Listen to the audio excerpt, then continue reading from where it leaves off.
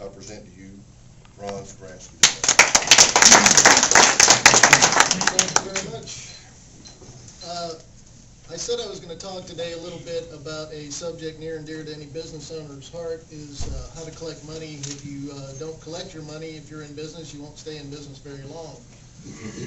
Every now and then, every business owner has somebody who doesn't pay them, and I'm going to explain a process where you might be able to go ahead and collect your money yourself without a lawyer. I know that's surprising, but there is a possibility of doing that. In Georgia, you may all know, but there are magistrate courts in Georgia, and you can file yourself if you're a business owner, whether you're a solo, if you own a business as a sole proprietor, or if you have a corporation or an LLC, magistrate court lets you represent yourself because it's not what's called a court of record.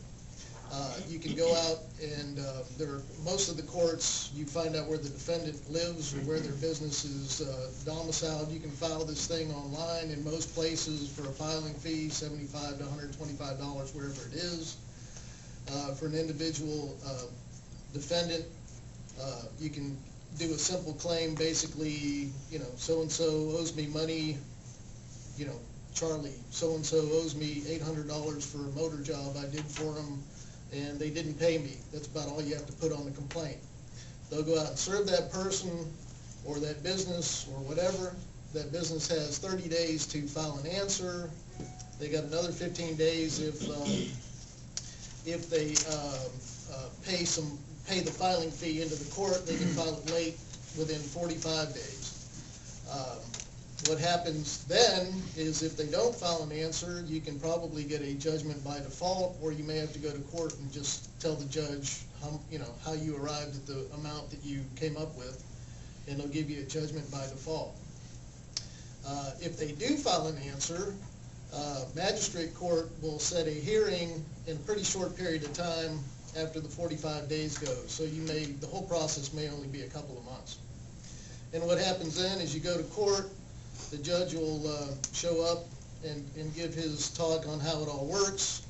You tell the judge, everybody that's there. Sometimes what they'll do is refer it to a mediator that's hired by the court, or they'll require you to go out and just informally talk with the other person and, have your evidence. You need to have whatever you need to prove your case that day, evidence, witnesses, whatever. You can't tell the judge, well, I got somebody that I can get here next week. Well, that won't work out.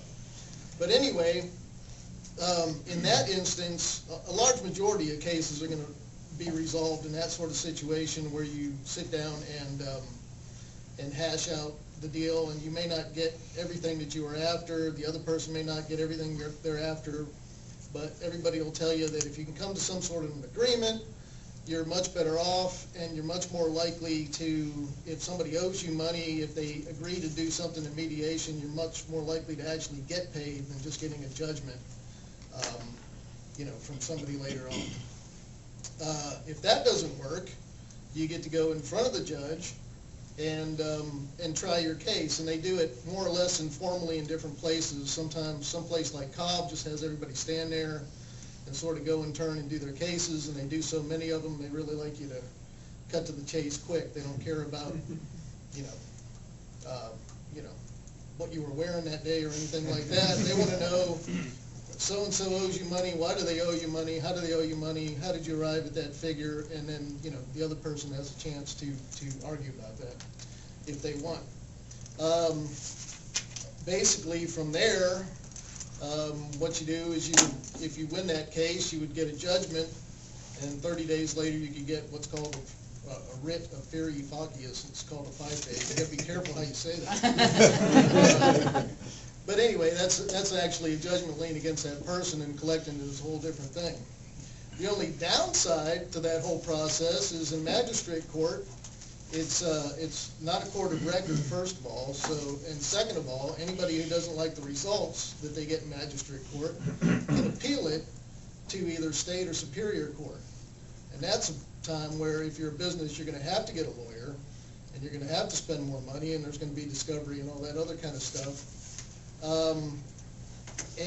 But sue for an amount up to $15,000, which is a significant amount. If you're a small business person, somebody owes you $15,000, that can really mess up your cash flow situation.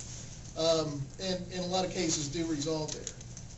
But if somebody doesn't like the result, they have the ability to appeal that case. Then it goes to state or superior court, and it's called a de novo situation, which means that the case starts all over again like it never happened. So you have to prove your case all over again once you go to state or superior court.